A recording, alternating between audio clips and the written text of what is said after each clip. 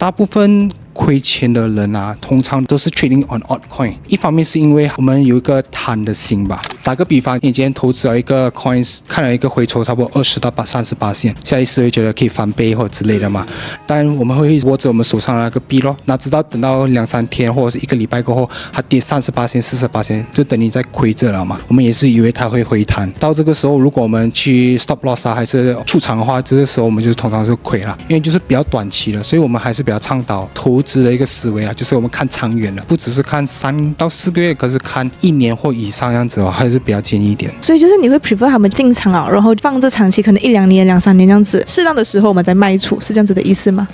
还有一个方式就是 dollar cost averaging 咯，我很常在你们节目也有听说过啦，就 DCA 这种东西，就是你可以在定期定额这样子买入啦，你不用看价位，也不用看几时，每个月就是放一个50块，慢慢这样累积啦，你会看到1年后或是2年后你的 position 也是蛮不错的。